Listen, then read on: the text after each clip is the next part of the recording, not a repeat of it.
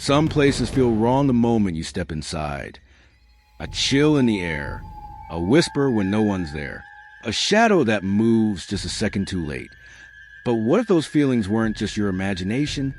What if the house knew you were coming? Right now, you'll hear 3 terrifying accounts. Stories pulled from the cracks between the living and the dead. A newlywed couple haunted by a pale-eyed man living above them. A cursed orphanage that still rocks an empty cradle. And a brother's ghostly warning that may have saved a life or doomed it. Turn down the lights. Put on your headphones.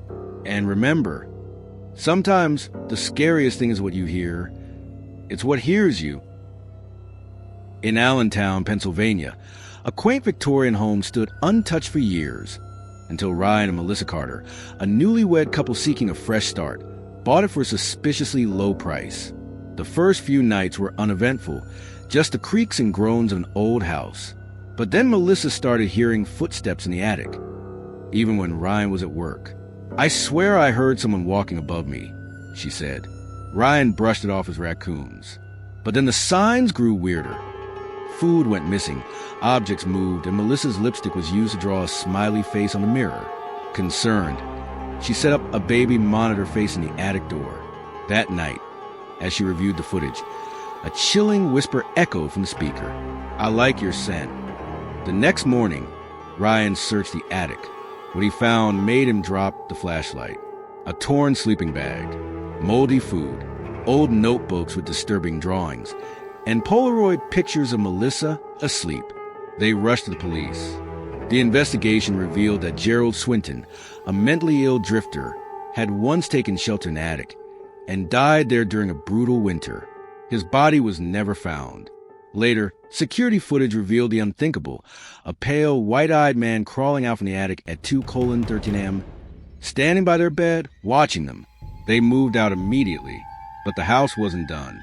The next tenant was found dead, her mirror smeared with lipstick and a smile.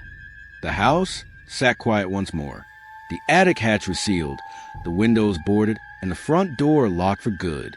But deep within the walls, beneath layers of plaster and silence, something remained.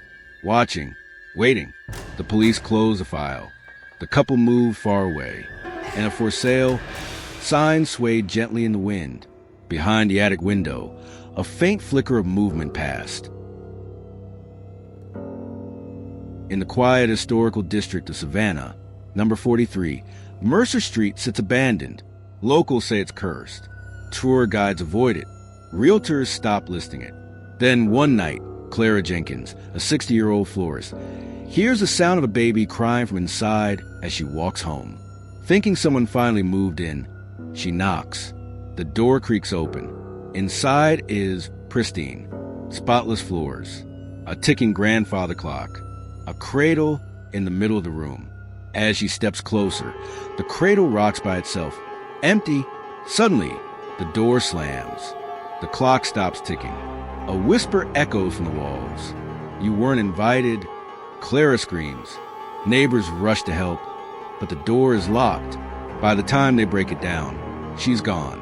No cradle, no clock, just her purse on the floor.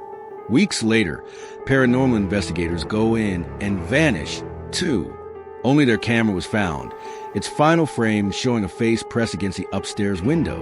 Some say number 43 was a 19th century orphanage where the caretaker poisoned the children and hung herself.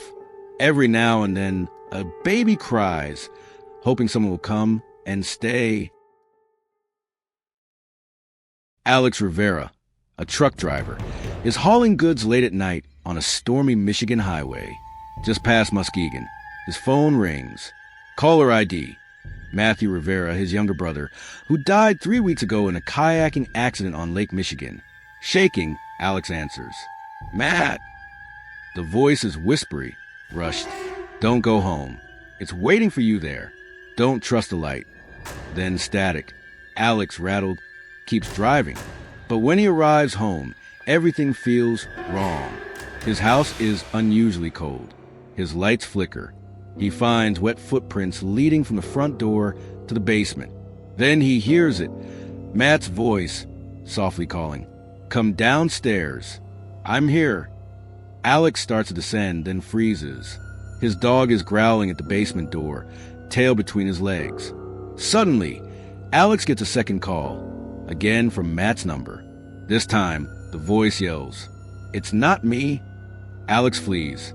A local priest, Father Donnelly, performs a cleansing and confirms that an ancient water spirit had latched onto Matt's soul when he drowned. It learned his voice, his memories. It used them to lure Alex into possession, but it failed. For now, because the next night, at exactly 2:13 a.m., Alex's phone rings again. Caller ID, Matthew Rivera. But this time, the voice is different. Slower, hungrier. "You didn't answer the door, Alex." Alex stares at the screen, frozen. The call disconnects on its own. Then the lights flicker. Downstairs, the basement door creaks open, and the wet footprints begin again. Some warnings aren't meant to be heard twice. Then silence, followed by a soft splash. And so, the chilling tales of number 43, Mercer Street, the haunted house in Allentown, and Alex Rivera's harrowing encounter remind us, some places, some souls, and some warnings refuse to be ignored. Whether it's the restless spirit in the attic or the uninvited force waiting in the dark, these stories are more than just whispers in the night. They are warnings from the beyond. So next time you hear a knock on your door, or a name you thought you'd never hear again, think twice before answering. Thank you for joining me on this journey through the unknown. Until next time, stay safe, and always keep the lights on,